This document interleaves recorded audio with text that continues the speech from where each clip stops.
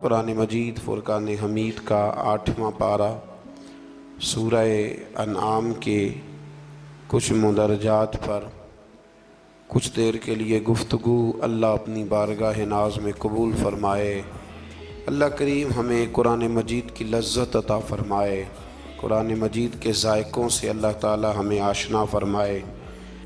कुफ़ार जो थे वो रसूलुल्लाह सल्लल्लाहु अलैहि वसल्लम से ना तरह तरह के मुतालबात करते थे कि हम उस वक़्त ईमान लाएंगे जब फ़रिश्ते हमारे पास उतर के आएंगे, या बरज़ख और आखिरत के बारे में जो बातें आप हमें बताते हैं वो हमारे लोग वो कहा करते थे कि लोग मर जाएं, मर के ज़िंदा हों, हमें आके बताएंगे तो फिर हम वो बातें मान लेंगे और आपके दावों की तस्दीक करेंगे।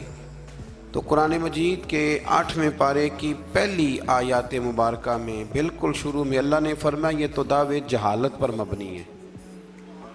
ये तो जहालत है ना कि आप कहें कि ये सारा कुछ पहले हमें करके दिखाया जाए। देखें ना, बरज़ख अगर वाज़े कर दी जाए, क़यामत पहले ही दिखा दी जाए तो फिर वो क़यामत तो ना रही।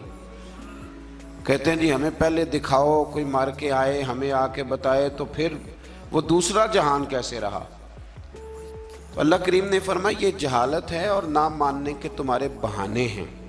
आप गौर फरमाए ना कि माँ के पेट में 9 महीने जो शख्स रहता है वो कुछ बताने के काबिल होता है बाहर आके? एक जहान में वो रहा है ना, उसने वक्त गुजारा है। तो ये उनका बिल्कुल बातिल और झूठा दावा था। अल्लाह करीम ने इसे जहालत करार दिया है और हीलाबाजी करार दिया है। आज भी बहुत सारे लोग कहते हैं कि अगर चीज़ें खुल के हमारे सामने आ जाएं तो हम मानने को तैयार हैं। तो भाई जब खुल के आ जाती हैं ना चीज़ें तो फिर अजाब भी साथ आता है। फिर कोई अगर नहीं मानता तो उसे सज़ा भी फ़ौरन मिलती है। अल्लाह समझने की तौफीक दे। आयत नंबर 113 के अंदर रसूलुल्लाह सल्लल्लाहु अलैहि वसल्लम को तसल्ली देते हुए फरमाया और इसी तरह हमने हर नबी के लिए शैतान इंसानों और जिन्नों को दुश्मन बनाया है। शैतान इंसान, ये कुरान मजीद ने जुमले इस्तेमाल फरमाया हर नबी के लिए इसी तरह हमने शैतान इंसानों और जिन्नों को दुश्मन बनाया है जो लोगों को धोखे में डालने के लिए एक दूसरे को खुशनुमा बातें, अच्छी अच्छी बातें इल्का करते हैं, जहन और दिलों में अच्छी अच्छी बातें छोड़ते हैं, अच्छी अच्छी बातें, हालांकि होते वो दुश्मन हैं, होते वो शैतान हैं। मज़ीद फरमाया कि वो इसलिए करते हैं ताकि मुनकरीन आखिरत के दिलों को अपनी तरफ मायल कर लें। वो ख़ुद लोगों को ये बहाने सिखाते हैं और खुशनुमा बातें। आज भी बहुत सारे लोग इंसानी रूप में आकर के लोगों को मुख्तलिफ़ किस्म की बातें बतला के उन्हें गुमराह करने की कोशिश करते हैं। हमें ये समझ लेना चाहिए कि बात इंसान की नहीं देखनी, सामने वाला क्या कह रहा है ये नहीं हमने देखना। हमने तो ये देखना है कि रब क्या फरमाता है और अल्लाह के रसूल क्या फरमाते हैं। अल्लाह रसूल के फरमान की रोशनी में जो शख्स बात करेगा उसकी बात को कबूल किया जाएगा। आयत नंबर 118 से लेकर 119 में फरमाया कि जिस हलाल जानवर पर ज़िबा के वक्त अल्लाह का नाम न लिया जाए उसे न खाओ और जिस पर नाम ले लिया जाए उसे खा लो। और फरमाया कि ये जो हराम जानवर है इनकी तफसील हमने खोल के बयान कर दी है, ये तुम्हारे लिए जायज़ नहीं है।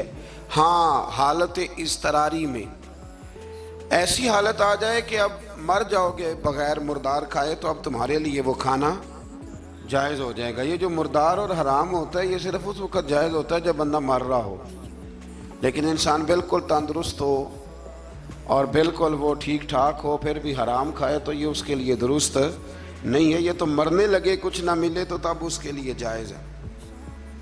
फिर अल्लाह तबारक व तआला ने इरशाद फरमाया कि जो ज़ाहिरी गुनाह है वो भी छोड़ दो और जो तुम्हारे बातन के ऐब है ना, अंदर के छुपे जिनका किसी को पता नहीं, वो भी छोड़ दो।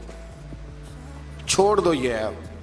मतलब डॉक्टर आपको कह देता है कि जनाब आपकी तबीयत ख़राब है तो गोश्त छोड़ दो, तो डॉक्टर साहब आप तो ये देखें कि मुझे बुखार है तो आप गोश्त छोड़ने की बात कर रहे हैं, मेरे वजूद पर ज़ख्म है तो आप गोश्त छोड़ने की बात कर रहे हैं। तो डॉक्टर कहता है कि ज़ाहिरी तंदुरुस्ती तब होगी जब बातिन में आप परहेज़ करेंगे। तो रब फरमाता है मुझे तो पता है ना कि तुम क्यों उलझे हुए हो, ظاہر کے گناہ بھی چھوڑ دو اور باطن کے گناہ بھی چھوڑ دو، اور جو گناہ نہیں چھوڑے گا تو جو کرے گا پھر اس کی سزا بھی پائے گا۔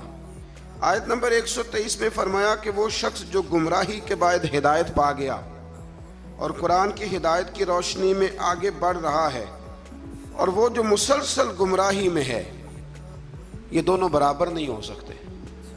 ایک جو ہدایت کے راستے پہ چل رہا ہے اور جو گمراہی کے راستے پہ چل رہا ہے، یہ دونوں برابر ہو سکتے، ان میں بڑا فرق ہے۔ آیت نمبر 124 میں اللہ تبارک و تعالیٰ نے ارشاد فرمایا کہ اسی طرح ہم نے ہر بستی میں اس کے مجرموں کو سردار بنایا ہے، اور وہ وہاں فریب کاری کریں اور ان کے دجل و فریب کا وبال انہی پر پڑے۔ انوکھی بات ہے ذرا۔ رب کریم فرماتے ہیں کہ ہم نے سردار کچھ ایسے بنائے ہیں کہ جو مجرم قسم کے لوگ ہیں، یعنی انہوں نے پہلے جرم بڑے کیے تھے تو اللہ نے سزا دینے کے لیے انہیں سردار بنا دیا۔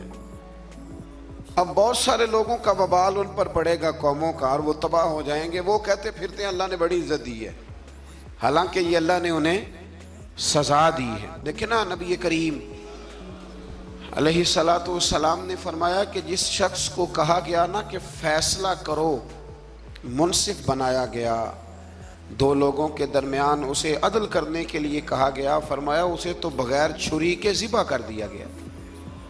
کوئی آسان کام ہے فیصلے کرنا، عدل کرنا، لیکن یہاں بڑا شوق ہے، آپ کسی کو بھی اٹھ کے کہیں آ تجھے سیاست میں داخل کرائیں، ہر تیسرے آدمی کو، تو سب تیار ہیں، بالکل تیار بیٹھے ہیں، کسی کو کسی جگہ بھی آپ الیکشن میں اتار سکتے ہیں، ریڈی ہیں لوگ۔ لیکن فرمایا کہ مجرموں کو بعض جگہ پہ ہم نے سردار بنایا تاکہ ان پر بہت ساری چیزوں کا وبال۔ یہ قرآن پاک ہے، یہ 8واں سپارہ ہے، یہ سورہ انعام پڑھ رہا ہوں، یہ آیت نمبر 124 ہے، اور اس آیت کی اینک لگا کے پھر آپ دیکھیں کہ کتنے کتنے بڑے مجرم دنیا میں حکمران بنے ہوئے ہیں۔ یہ اینک لگا کے آپ دیکھیں گے تو آپ کو پتہ چلے گا۔ اسی طرح آیت نمبر 125 میں فرمایا جب ان کے پاس کوئی نشانی آتی ہے تو کہتے ہیں کہ ہم ہرگز ایمان نہیں لائیں گے حتیٰ کہ ہمیں بھی اسی کی مثل دیا جائے جس طرح کے رسولوں کو دیا گیا ہے۔ کہتے ہیں ہم پہ بھی وحی آئے، ہمارے پاس بھی فرشتہ آئے تو پھر ہم ایمان لائیں گے۔ تو رب فرماتا ہے یہ تو اللہ کو بہتر پتہ ہے نا کہ اس نے اپنے رسولوں کو کیا دینا ہے۔ اب یہاں یہ مسئلہ بن گیا کہ لوگ کہتے ہیں بھائی نہیں وہی چیز ہمیں بھی نظر آئے گی تو پھر ہم آگے بڑھیں گے۔ اللہ کریم نے فرمایا یہ رب کریم کو زیادہ پتہ ہے۔ آیت نمبر 126 کے اندر فرمایا سو اللہ جس کو ہدایت دے اس کا سینہ اسلام کے لیے کھول دیتا ہے، اور جس کو اللہ گمراہی مقدر فرماتا ہے یا فرمانا چاہتا ہے تو اس کے سینے کو قبول حق کے لیے گھٹا ہوا اور تنگ کر دیتا ہے۔ جب لوگ گناہ کرتے ہیں نا تو ان پر ہدایت کے راستے بند ہوتے ہیں۔ ان اللہ لا یہدی القوم الفاسقین، قرآن مجید نے ایک جگہ پہ کہا کہ اللہ فاسقوں کی قوم کو ہدایت نہیں دیتا۔ جب گناہ زیادہ انسان کرتا ہے تو اسے بڑی سزا یہ ملتی ہے کہ اللہ تبارک و تعالیٰ اس کے لیے ہدایت کا راستہ بند فرماتا ہے، اور جب انسان نیکیاں کرتا ہے، کوئی خیر کا کام کرتا ہے، پھر اللہ تبارک و تعالیٰ اس کے حق میں رحمت والے فیصلے فرماتا ہے۔ شیخ شہاب الدین سہروردی رحمۃ اللہ علیہ کا میں ایک کال پڑھ رہا تھا، کسی نے ان سے کہا کہ آپ اپنے آپ کو کیسا محسوس کرتے ہیں؟ تو فرماتے ہیں رب کو کوئی نیکی پسند آ گئی تھی تو اس نے مجھے ماں باپ بھی بڑے شانوں والے دیے، استاد بھی بڑے شاندار دیے، اور پھر رب نے میری غوث اعظم شیخ عبد القادر جیلانی سے ملاقات بھی کرا دی۔ تو جب آپ کو نیکی کرتے ہیں تو پھر اللہ آپ کو اچھے اچھے راستے ہدایت کے عطا کرتا ہے۔ آیت نمبر 130 میں فرمایا اسی طرح بعض ظالموں پر بعض کو مسلط کر دیتے ہیں کیونکہ وہ معصیت کے کام کرتے ہیں۔ کئی دفعہ ظالم پر ظالم بھی مسلط ہو جاتا ہے، کئی دفعہ ظالم پر جب آنکھیں کھلتی ہیں تو انہیں سمجھ آتی ہے اوہو یہ تو مجھ سے بھی بڑا ظالم ہے، تو مل جاتے ہیں۔ اللہ سچی توبہ کی توفیق عطا فرمائے۔ اسی طرح آیت نمبر 131 اور 32 میں اتمام حجت کے لیے اللہ کریم نے فرمایا کہ اے جنات اور انسانوں کے گروہ، کیا تمہارے پاس رسول نہیں آئے تھے جو تم پر میری آیات بیان کرتے اور تمہیں اس قیامت کے دن کی ملاقات سے ڈراتے وہ کہیں گے ہم خود اپنے خلاف گواہی دیتے ہیں، خود کہیں گے کہ ہاں ہم گواہی دیتے ہیں کہ ہم نے غلط کیا، اور انہیں دنیا کی زندگی نے فریب میں مبتلا کر رکھا ہے۔ یہ گواہی اس وجہ سے دی گئی کہ آپ کا رب بستیوں کو ظلماً ہلاک کرنے والا نہیں ہے۔ فرمایا پہلے اللہ ان سے گواہی طلب کرے گا کہ رسول آئے، تمہیں ڈرایا، وہ مانیں گے، اور قرآن یہ فرماتا ہے کہ اپنے خلاف گواہی دیں گے۔ اب اللہ تبارک و تعالیٰ انہیں سزا دے گا۔ اللہ کسی پر ظلم نہیں کرتا۔ آیت نمبر 137 میں مشرکین عرب کی جہالت کا ذکر ہے۔ جو فصل اللہ تعالیٰ اگاتا ہے اور جو مویشی اللہ پیدا فرماتا ہے، ان میں اللہ تعالیٰ کے ساتھ بتوں کو شریک کرتے، بلکہ بتوں کے حصے کو ضروری اور مقدس سمجھتے۔ اسی طرح اولاد کو قتل کرنا بھی مشرکین کی جہالت ہے۔ آیت نمبر 140 اور 141 میں اس بات کا بیان ہے کہ کفار و مشرکین نے زمانہ جاہلیت میں اپنے جانوروں اور اپنے کھیتوں کو 3 حصوں میں تقسیم کر دیا تھا۔ تو ان آیات میں اللہ نے فرمایا 3 حصوں میں انہوں نے بانٹ دیا تھا۔ وہ مویشی اور کھیت جن کے متعلق وہ کہتے تھے کہ ان سے نفع اٹھانا کسی شخص کے لیے جائز نہیں ہے، یہ ان کے باطل معبودوں اور بتوں کے لیے مخصوص ہیں، ان کو وہی شخص کھا سکتا ہے جس کو ہم کھلانا چاہیں، اور ان کو صرف وہی مرد کھا سکتے ہیں جو بتوں کی خدمت پر مامور ہوں۔ ایک پورا وہ ماحول بناتے تھے کہ یہ جی صرف وہ کھائیں گے جو بت خانے کے محافظ ہیں، اور کوئی نہیں کھا سکتے، عورتیں بھی نہیں کھا سکتی تھیں۔ اسی طرح بعض مویشیوں کو بتوں کے لیے خاص کر کے ان پر سوار ہونا اور سامان لادنا انہوں نے حرام کر دیا تھا کہ یہ جی ہمارے بت کے نام کا جانور ہے، نہ اس پر سامان رکھنا ہے اور نہ ہم نے اس کو کھانا ہے۔ اور بعض جانوروں پر وہ ذبح کے وقت اللہ کا نام ہی نہیں لیتے تھے، یعنی ان کو بتوں کے نام پہ ذبح کر کے ان کا استعمال ممنوع قرار دیتے تھے۔ قرآن نے بتایا کہ یہ ان کی خود ساختہ باتیں۔ ہمارے اندر یہاں فرق کرنا بڑا ضروری ہے۔ جب ہم کوئی جانور کسی مخصوص کام کے لیے مخصوص کرتے ہیں تو وہ دراصل اللہ کے لیے ہی ہوتا ہے۔ کسی بزرگ کو صرف اس کا اصحال ثواب ہو سکتا ہے، اس سے زیادہ اس کی کوئی حیثیت نہیں ہے۔ جس طرح آپ کہتے ہیں کہ ولیمے کے لیے بکرا رکھا ہوا ہے، عقیقے کے لیے رکھا ہوا ہے، ہاں کچھ باتیں غلط ہیں، وہ نہیں ہونی چاہیے۔ مجھ سے ایک دفعہ ایک دوست نے مسئلہ پوچھا کہ ہمارے گاؤں میں خواتین جو ہیں وہ 11 بیویوں کی کہانی پڑھواتی ہیں، اور پھر وہ کچھ لڈو منگواتی ہیں، اور جب اس پر ختم دیتی ہیں تو وہ کہتی ہیں کہ یہ مرد نے نہیں کھانا۔ اللہ تعالیٰ سمجھنے کی توفیق عطا فرمائے۔ میں نے ویسے اس کو یہ جواب دیا تھا، میں نے کہا کہ بیویوں کو بتاؤ کہ لڈو مرد نے نہیں کھانے، حالانکہ بنائے مرد نے ہیں۔ یہ کتنی عجیب بیوقوفی کی بات ہے کہ جس نے بنائے ہیں وہ نہیں کھا سکتا۔ تو یہ اس قسم کی لایانی بے معنی باتیں نہیں ہونی چاہیے۔ عورتوں کو ہمیشہ یہ سمجھنا چاہیے کہ نہ تو وہ کسی کا معجزہ پڑھوا سکتی ہیں، نہ 10 بیویوں کی کہانی پڑھا سکتی ہیں۔ انہوں نے جب بھی پڑھانی ہے سورہ یاسین پڑھوانی ہے، سورہ رحمان پڑھوانی ہے، سورہ ملک کی تلاوت کرانی، سورہ بقرہ پڑھانی، قرآن مجید کو پڑھانا ہے۔ اور بڑا دل کرے کہ قرآن مجید کے بعد بھی ہم نے کچھ پڑھانا ہے تو پھر وہ میرے رسول اللہ پہ درود پاک پڑھوائیں، پھر نبی کریم کی ذات پر درود شریف پڑھائیں۔ آیت نمبر 142 سے لے کر 147 میں اللہ تعالیٰ نے پھلوں، کھیتوں، جانوروں کے ذریعے جو نعمتیں عطا کی تھیں ان کا ذکر فرمایا ہے، اور کہا ہے کہ اللہ تعالیٰ کی ان نعمتوں کو کھاؤ پر اسراف نہ کرو، فضول خرچی نہ کرو، اور شیطان کے نقش قدم پہ نہ چلو۔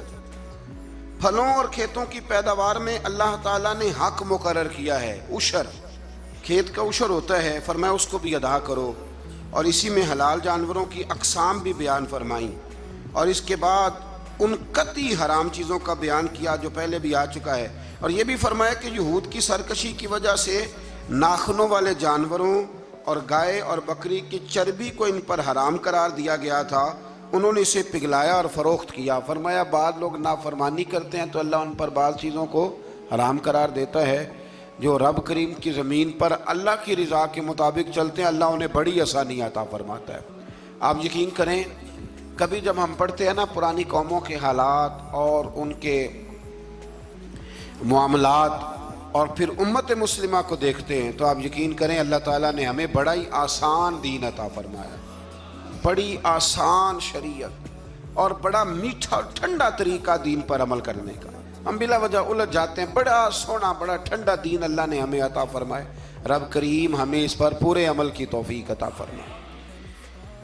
آیت نمبر 149 میں فرمایا کہ ہر دور کے منکرین جو انکار کرنے والے تھے ایک نفسیاتی حربے کو بیان کیا.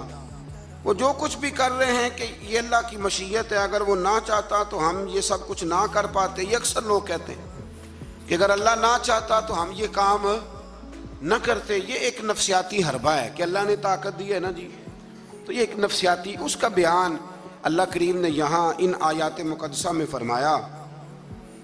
در حقیقت بات یہ ہے کہ اللہ کی مشیت اور ہے اور اس کی رضا اور ہے. مثلا مجرم کو سزا دینا اس کی مشیت ہے، لیکن اس کی رضا میں ہے کہ کوئی اس کی نافرمانی نہ کرے. اگر سب کو جبری طور پر اطاعت کے رستے پر ڈالنا اللہ تعالیٰ کی مشیت ہوتی تو پھر کسی کی مجال نہ ہوتی کہ اس کا حکم نہ مانے. لیکن اب مشیت اور ہوتی ہے، رضا اور ہوتی ہے. اللہ کی یہ رضا نہیں کہ اس کے بندے دوزخ میں جائیں، لیکن اس نے قانون بنایا ہے کہ اگر تم نافرمانی کرو گے تو دوزخ میں. تو یہ رضا نہیں، یہ اللہ کی مشیت. تو یہ اللہ نے طاقت نہیں دی لوگوں کو، اس لیے نہیں دی تھی کہ وہ ظلم کریں، لیکن اگر انہوں نے ظلم کیا ہے تو اب انہیں سزا بھی ملے گی. تو یہ شخص نہ کوئی کہے کہ وہ اللہ کی دی ہوئی طاقت سے معاذ اللہ. یہ بہت سارے لوگ بیوقوفی والی باتیں کرتے ہیں. ایک دفعہ بزرگوں نے لکھا ہے کہ ایک شخص جو تھا وہ کسی کے باغ سے روز پھل توڑ کے کھا جایا کرتا تھا. تو مالک بڑا سیدھا سادہ تھا. تو مالک اس کو کہتا کہ بھئی تو روز میرے باغ سے پھل توڑ کے کھاتا ہے. تو وہ کہتا باغ بھی اللہ کا ہے، زمین بھی اللہ کی ہے، اور میں بندہ بھی اللہ کا ہوں. وہ چپ کر جاتا، سادہ آدمی تھا. بہت سارے لوگ کہتے ہیں نا جی آ کے. ایک صاحب مجھے کہنے لگے جی کل میرے ساتھ بڑا عجیب معاملہ ہوا. ایک بندے نے مجھے کہا تجھے قسم ہو اللہ کی جو جیب میں ہے سارا کچھ دے دے. اور میں نے کہا نہیں دینا چاہیے. تو وہ مجھے مشورہ دینے لگا، کہنے لگا حضرت جی اس نے اللہ کی قسم دی تھی. تو میں نے کہا مکان کتنے مرلے کا تیرا؟ کہنے لگا ہے 10 مرلے کا. کتنے کا ہے؟ کہنے لگا جی اللہ کا شکر ہے 60-70 لاکھ کا ہوگا. میں نے کہا ایک بندہ بلاؤں تجھے قسم دے تو اس کے نام رجسٹری کر دینا. کہنے لگے نہیں یہ نہیں ہو سکتا. تو میں نے کہا یہ کیسی کچی بات ہے کہ 500-700 کے لیے تجھے یاد ہے کہ یہ جائز ہے. لیکن وہ میرے دادا جی ایک بات کہا کرتے تھے، وہ دیہاتی لوگ ہوتے تھے تو دیہات کی مثالیں کئی دفعہ بڑی یاد رہ جاتی تھی. وہ کہا کرتے تھے کہ دودھ میں اور لسی میں مکھی گر جائے تو عورتیں اسے پھینک دیتی ہیں، لیکن اگر مکھن میں گر جائے نا تو پھر اس کو پھینکتی نہیں بلکہ مکھی نکال لیتی، کیونکہ گھی مہنگا ہوتا ہے نا تو لسی سستی ہوتی ہے. تو آپ چیزوں کو سمجھیں کہ ہمارا رویہ بڑا عجیب ہے معاملات کو سمجھنے کے حوالے سے. وہ بندہ بھی کہتا کہ جناب یہ پھل بھی اللہ کے تو باغ بھی اللہ کا تو میں بندہ بھی اللہ کا. بھولا آدمی تھا بیچارہ چپ کر جاتا، کہتا تو ٹھیک ہے نا کی پنجابی چاکی داسی لبی شے خدا دی نہ تیلے دی، ختم ہو گئی بات. حالانکہ وہ کسی کی ہوتی ہے، تیلے پا دے کیوں نہیں ہوتی جی، وہ کسی دی حیثیت تے تانڈی گئی ہے نا. ایک بس ہمارا ذوق بن جاتا ہے کہ قابو آ گئی ہے تو قابو کرو معاذ اللہ. تو وہ بیچارہ بڑا پریشان تھا. تو ایک دن اس نے نا اپنے ایک شہر کے عالم سے بات کی. اس نے کہا کہ جناب وہ میرے ساتھ تو بڑی مصیبت بن گئی ہے، وہ روز پھل توڑ کے لے جاتا ہے اور کہتا ہے زمین بھی اللہ کی، باغ بھی اللہ کا، کھانے والا بندہ بھی اللہ کا. تو عالم کہنے لگے میں بھی تمہیں نسخہ دیتا ہوں، کل اس پہ استعمال کرنا. میں کہا ٹھیک ہے جی. وہ وقت پہ آ گیا باغ کا مالک. تو جب وہ آیا نا پھل توڑنے، اس نے پھل بڑے سیر ہو کے کھائے، اس نے کھانے کا موقع دیا. جب وہ فارغ ہو گیا اس نے اس کو رسی کے ساتھ درخت کے ساتھ باندھ لیا اور ڈنڈا پکڑ لیا. اور جب مارنے لگا تو کہنے لگا یہ کیا؟ کہنے لگا یہ چھڑی کی توفیق بھی اللہ کی، رسا بھی اللہ کا، باندھنے والا بندہ بھی اللہ کا. اب تجھے جو پھینٹی لگے گی وہ بھی اللہ کی دی ہوئی طاقت سے لگے گی معاذ اللہ. اب تو کھا. وہ کہنے لگا معاف کر دو، آج کے بعد یہ کام نہیں کروں گا. تو کہتے ہیں جی مشیت ہے جی اللہ کی، اللہ نہ کرتا معاذ اللہ تو ہم. تو یہ ایک نفسیاتی جھوٹ ہے، اس کو آپ سمجھ لیں، آپ اس پر غور فرمائیں. تو یہاں بہت سارے لوگ یہ ظلم کرتے ہیں اور دین کی حدوں کو پامال کرتے ہیں. اللہ تعالی ہمیں سمجھنے کی توفیق عطا فرمائے. آیت نمبر 152 سے لے کر 161 تک میں اللہ تعالیٰ نے فرمایا، غالباً 9 باتوں کا حکم دیا ہے. سب سے پہلے ارشاد فرمایا کہ اللہ کے ساتھ کسی کو شریک نہ ٹھہرانا. دوسرے نمبر پہ فرمایا والدین کے ساتھ اچھا سلوک کرنا. تیسرے نمبر پہ فرمایا تنگ دستی کے خوف سے اولاد کو قتل نہ کرنا۔ اب تو بڑے بڑے لوگ عالم فاضل ہو کے کہتے ہیں بچے تھوڑے پیدا کرو، حالانکہ میرے نبی کریم علیہ السلام نے فرمایا اس عورت سے نکاح کرنا جو محبت زیادہ کرنے والی ہو اور بچے زیادہ پیدا کرنے والی ہو۔ تو یہاں معیار کیا ہے؟ تنگ دستی کے خوف سے اولاد کو قتل نہ کرو، اور فرمایا ظاہری اور چھپی ہوئی ہر قسم کی فحاشی سے بچو، اور نمبر 5 پہ فرمایا قتل ناحق نہ کرو، نمبر 6 پہ فرمایا یتیم کا مال ناجائز طریقے سے نہ کھاؤ، اور نمبر 7 فرمایا لین دین میں ناپ تول پورا کرو، 8 پہ فرمایا بلا تمیز سب کے ساتھ انصاف کرو، اور نمبر 9 میں ارشاد فرمایا کہ اللہ کے ساتھ کیے ہوئے وعدے کی پاسداری بھی کرو۔ تو اللہ تبارک و تعالیٰ نے ان 9 چیزوں کو بیان کیا، اور سمجھ لیں یہ خلاصہ بیان کیا میرے رب کریم نے، یہ پورے دین کا خلاصہ ہے۔ اور یہ ساری چیزیں بیان کرنے کے بعد ارشاد فرمایا کہ یہی سیدھا راستہ ہے، گروہ بندی چھوڑ کر اسی راستے کی پیروی کرو، اور کتاب الہی کے احکام کو ملحوظ خاطر رکھو، اور جو لوگ ایمان لانے کے لیے نشانیاں طلب کرتے ہیں ان کے پاس فرشتے آئیں یا اللہ تعالیٰ خود آئے یا اس کی کوئی نشانی آئے۔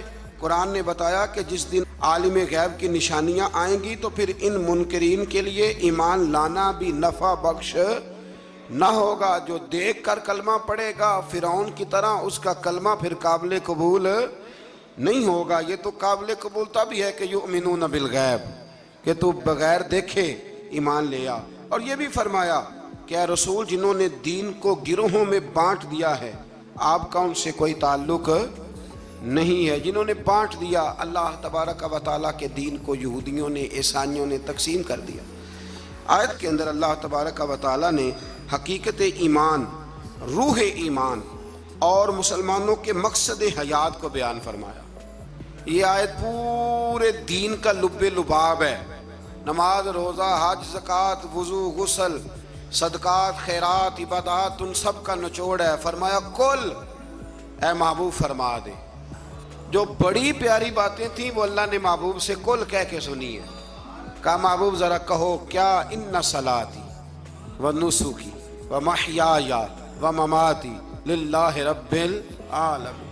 فرمایا محبوب فرما دیجئے کہ بے شک میری نماز، میری قربانیاں، میرا دنیا میں ظاہری طور پہ رہنا یا میرا پردہ کر جانا سب اس رب کے لیے ہے جو تمام جہانوں کے پالنے والا ہے۔ یہ لب لباب ہے۔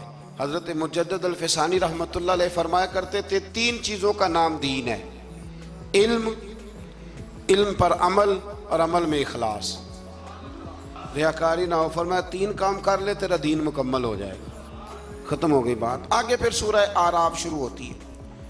اعراف کے معنی بلندی کے ہیں، اس کا معنی جاننا اور پہچاننا بھی ہے۔ اصحاب اعراف کے بارے میں ایک قول تو یہ ہے کہ ان کی نیکیاں اور گناہ برابر ہوں گے، ان کا مقام جنت اور دوزخ کے درمیان ہوگا۔ یہاں یہ وہ لوگ ہیں جو اہل جنت اور اہل جہنم کو پہچاننے والے ہوں گے۔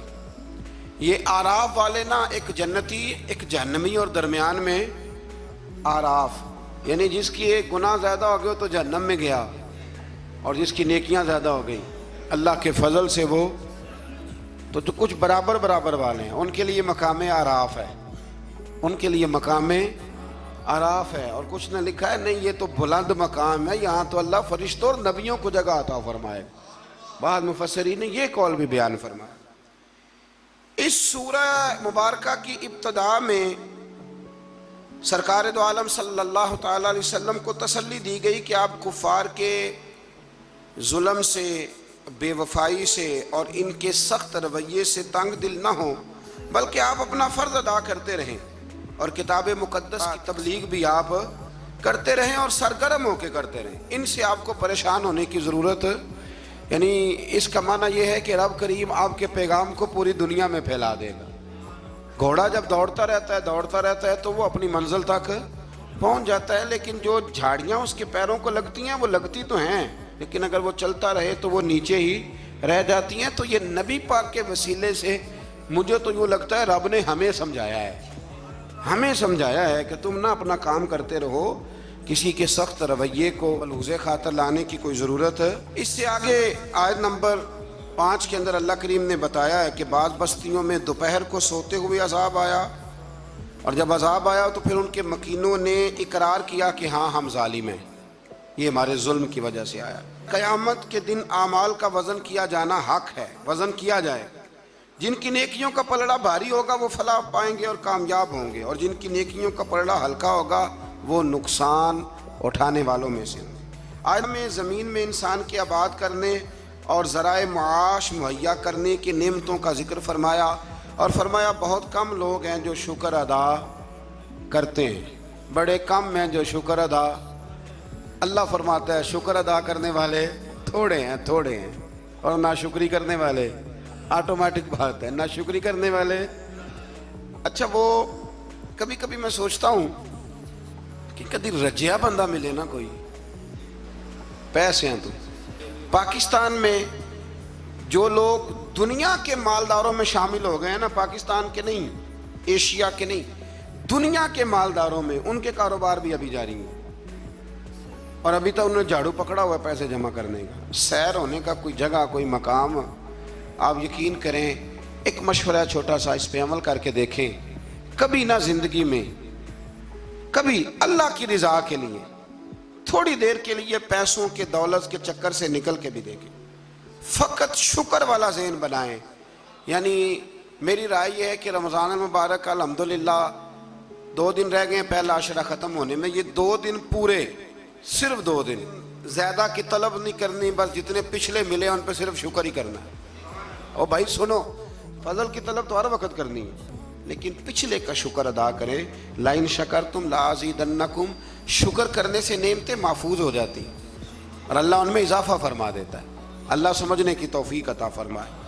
آیت نمبر 12 سے لے کر 28 تک پھر حضرت آدم علیہ السلام اور جناب حوا کا واقعہ، پھر شیطان کی وہ ساری بات۔ یہ واقعہ قرآن پاک میں کم و بیش 7 جگہ پہ بیان ہوا ہے۔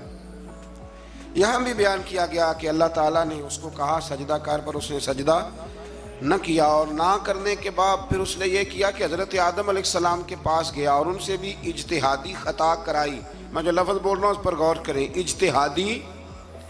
اجتہادی خطا، یہ لفظ آپ نے یاد رکھنا ہے۔ یہ حضور نے فرمایا کہ مجتہد جو ہوتا ہے نا، جو بالغ نظر ہوتے ہیں لوگ، جن کی پوری نظر ہوتی ہے معاملات پہ، وہ اگر کبھی بھول جاتے ہیں تو اس کا مطلب ہے کہ وہ چیزوں کو سمجھنے میں کسی جگہ ان سے اگر بھول ہو گئی تو اللہ اسے ان کی سزا نہیں دیتا، بلکہ وہ ایک اجتہادی خطا ہے، خلاف اولا ہے۔ یہ کام حضرت آدم علیہ السلام سے بھی ہو گیا۔ وہ شیطان نے پھر جا کے ان سے کہا، جب وہ جنت میں چلے گئے تو ان سے جا کے کہنے لگا کہ آپ اگر جس درخت کا پھل کھانے سے اللہ نے روکا ہے، اگر آپ کھا لیں گے نا تو آپ میں حیات ملے گی، کبھی مریں گے نہیں۔ تو پھر وہ پھل انہوں نے کھا لیا۔ پھر آپ اس واقعے کی تفصیلات کو جانتے ہیں۔ ان آیات میں اللہ کریم نے بالخصوص یہ ذکر فرمایا ہے کہ پھر شیطان نے رب کریم سے کہا کہ مجھے مہلت دے تاکہ میں تیرے بندوں کو گمراہ کروں۔ اللہ نے اسے مہلت عطا کی۔ کب تک مہلت دی؟ اللہ تبارک و تعالی نے قیامت تک کے لیے مہلت عطا کی۔ تو میرے بھائی، شیطان مہلت لے کے آیا گمراہ کرنے۔ اب وہ تو آیا تھا گمراہ کرنے، تو اگر ہم اسے پکی دوستی کر لیں، یارانہ ہی کر لیں، ہم اس کو پہچانے ہی نہ اپنے دشمن کو۔ اور قرآن نے درجنوں جگہ پہ کہا کہ صرف دشمن نہیں، تمہارا کھلا ہوا دشمن ہے، اعلانیہ دشمنی کرتا ہے، اسے پہچانیں، اس کا خیال کریں، اس پر توجہ کریں۔ ہم ایسے بزرگوں کو بھی جانتے ہیں کہ جن کو شیطان سمجھتا تھا کہ ان پر ہمارا داؤ نہیں چل سکتا، سمجھتا تھا، اور کچھ رب کے بندے ایسے جن سے ویسے ہی بھاگ جاتا ہے۔ حضور نے فرمایا میرا عمر جس گلی سے گزرے شیطان رستہ ہی بدل جاتا ہے۔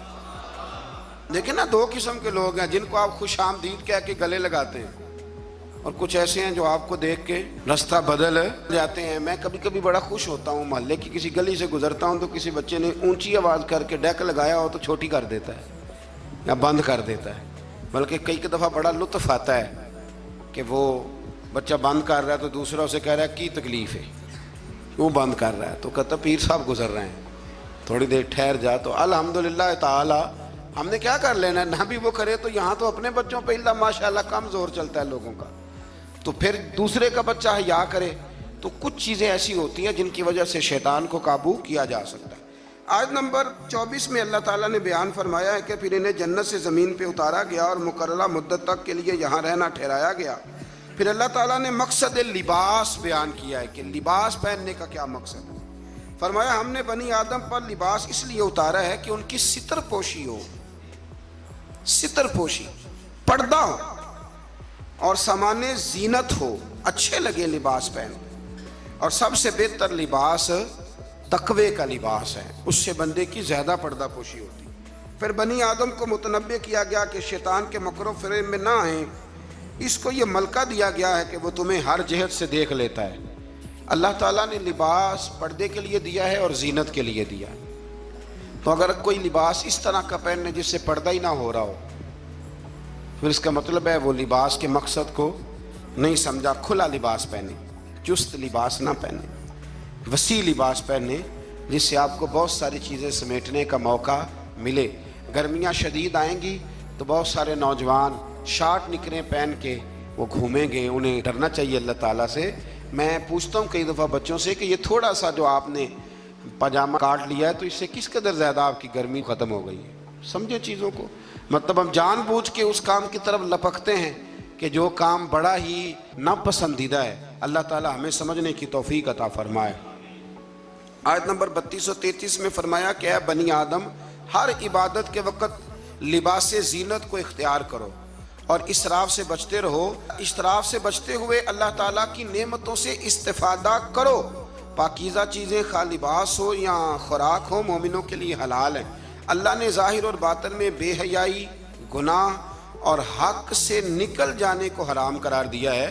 باقی کسی کے پاس پیسے ہوں تو وہ 10,000 کی ایک وقت روٹی کھا لے تو اس کے لیے وہ ناجائز نہیں ہے، وہ 10 لاکھ کا بھی لباس پہن لے تو اس کے لیے منع۔ لیکن اسراف سے بچے، فضول خرچی سے بچے۔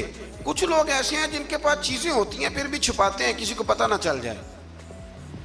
یعنی سادگی اس کا نام نہیں ہے کہ آپ پیسے اندر چھپا کے پرانے کپڑے پہن کے نکلیں، یہ سادگی ہے، یہ کنجوسی ہے۔ نبی کریم علیہ السلام نے نا، حضور صلی اللہ تعالی وسلم نے ایک شخص کو دیکھا تھا کہ پھٹے پرانے کپڑے پہنے ہیں، تو حضور نے آواز دی، فرمایا تیرے اوپر تو بڑا فضل ہے اللہ کا۔ حضور الحمدللہ، تو فرمایا اچھے کپڑے پہنا کر، رب کریم جب نعمت دیتا ہے تو اثر دیکھنا پسند فرماتا ہے۔ اچھا ہمارے ہاں لوگ سادگی کس کا نام رکھتے ہیں، یعنی کروڑوں روپیہ بینک میں پڑا ہے تو سادگی یہ کپڑے نہیں خریدنے، یہ سادگی نہیں صاحب، یہ کنجوسی ہے۔ سادگی تو یہ تھی کہ آپ وہ سارے پیسہ خیرات کر دیں اللہ کی بارگاہ، پھر پتہ چلے گا کہ آپ سادے ہیں۔ پیسے سنبھالے جاؤ اور خرچ نہ کرو۔ یہ تو قرآن و سنت نے ہمیں بتایا ہے کہ تم اپنے وارثوں کے مال کی حفاظت کر رہے ہو۔ اور یہ بھی فرمایا اس آیت میں کہ نماز کے وقت زینت حاصل کرو، اچھے کپڑے پہن کے نماز پڑھا کرو۔ میں ایک مسئلہ کئی دفعہ بیان کیا، پھر عرض کرتا ہوں، میں دوستوں کو کہا کرتا ہوں کہ مسجد کی ٹوپی پہن کے یہاں تو ولیمے پہ بھی جا کے دکھاؤ نا، تو وہاں تم جاتے نہیں تو نماز پڑھنے کیسے آ جاتے ہو؟ تو یہ ٹروزر شرٹ پہن کے یہاں تو تم شادی کے ساتھ بھی جا کے دکھاؤ، تمہارا پتہ چلے۔ تو اگر تم شادی کی تقریب میں ٹروزر شرٹ کے ساتھ ان کپڑوں کے ساتھ نہیں جاتے تو پھر تم نماز پڑھنے کیسے آ جاتے؟ لوگوں کی محفل میں جانا پسند نہیں کرتے تو اللہ کی بارگاہ میں کیسے پسند کر لیا؟ ایک نعت خان صاحب کو ایک دن میں نے دیکھا، بڑا شاندار ویسٹ کوٹ پگڑی اور بڑا خوبصورت لباس محفل میں پھر کچھ دنوں کے بعد ایک شادی میں ملاقات ہو گئی تو ان کا حال ہی بڑا برا تھا۔ اینک بھی کچھ لوگ مطلب لگا لیتے ہیں، مجھے نہیں سمجھ آتی کالی اینک کا کیا ترجمہ ہے، وہ لگا لیتے ہیں، کالی اینک لگائی ہوئی ہے اور جناب بال بڑے شاندار۔ تو مجھے مل گئی تو میں نے السلام علیکم کے ساتھ ہی کہا، میں نے کہا عاشق رسول صاحب کیا حال چال ہے؟ ماشاءاللہ۔ بڑا گھور کے دیکھنے لگے، کہنے لگے پیر صاحب، میں نے کہا خدا کے بندے مجھے بھی دیکھ اور اپنے آپ کو بھی دیکھ، میں الحمدللہ تمہیں جس طرح محفل میں ملوں گا شادی کی تقریب میں بھی اسی طرح ہی ملوں گا۔ یہ کیا بات ہوئی کہ آپ تھوڑا سا رویہ آپ کا بدل جائے جب تھوڑا ادھر ادھر دائیں بائیں جانا ہو؟ یہ کوئی مطلب نہیں ہے۔ اچھا لباس پہن کے آپ نماز پڑھیں گے۔ آیت میں رسول کرام جتنے بھی اللہ کے رسول آئے ان کی اطاعت کرنے والے کو تقوی اور عمل صالح کرنے والے کو جنت کی بشارت، جبکہ کفر تکذیب کرنے والے کو جہنم کی وعید سنائی گئی۔ آیت نے فرمایا کہ اللہ تعالیٰ کی آیات کو جھٹلانے والے اور تکبر کرنے والوں کے لیے آسمان کے دروازے نہیں کھولے جائیں گے، اللہ اکبر، اور نہ ہی وہ جنت میں داخل کیے جائیں گے۔ آیت نمبر 44 میں فرمایا اللہ تعالیٰ نے اہل جنت کے دلوں سے کینہ نکال دیا ہے۔ وہ ہدایت پانے والے اللہ کا شکر ادا کرتے ہیں کیونکہ اسی کے فضل سے ہدایت ملتی ہے۔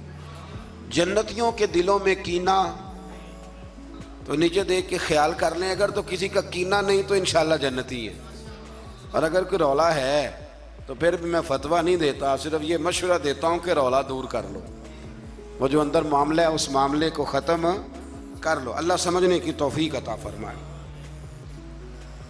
آیت نمبر 45 کے اور اس کے بعد کی آیات میں فرمایا اللہ تعالیٰ نے کہ آخرت میں جنتی جہنمیوں کو پکاریں گے کہ ہم نے تو اپنے رب کے وعدے کو سچا پایا ہے، بتاؤ تم نے کیسے پایا؟ جنتی جہنمیوں سے پوچھیں گے۔ تو ان دونوں کے درمیان سے ایک پکارنے والا پکارے گا کہ ظالموں پر اللہ کی لعنت ہو۔ مزید فرمایا کہ جنتیوں اور جہنمیوں کے درمیان حجاب ہوگا، اور اہل اعراف دونوں گروہوں کو ان کی نشانیوں سے پہچانیں گے، اور جنتیوں کو سلام کریں گے اور جہنمیوں سے کہیں گے کہ تمہاری جماعت اور تمہارا تکبر، تمہاری جماعت، وہ جس جماعت کے تم لیڈر تھے، سربراہ تھے، جس برادری کے تم چیئرمین تھے، تمہاری جماعت اور تمہارا تکبر آج تمہارے کسی کام نہ آیا۔ جہنمی جنتیوں سے استدعا کریں گے، گزارش کریں گے کہ ہم پر تھوڑا سا پانی انڈیل دو، تھوڑا سا انڈیل دو، اور جو نعمتیں تمہیں عطا ہوئی ہیں ان میں سے تھوڑا سا ہمیں بھی دے دو۔ مگر اللہ تعالیٰ نے فرمایا کہ یہ چیزیں کافروں پر حرام ہیں، ان کے لیے ہیں ہی نہیں۔ اور جن لوگوں نے دین کو کھیل تماشا سمجھ رکھا ہے، اللہ ان سے فرمائے گا جس طرح تم نے قیامت کے دن کو فراموش کر رکھا تھا، آج ہم تمہیں نظر انداز کر دیتے ہیں۔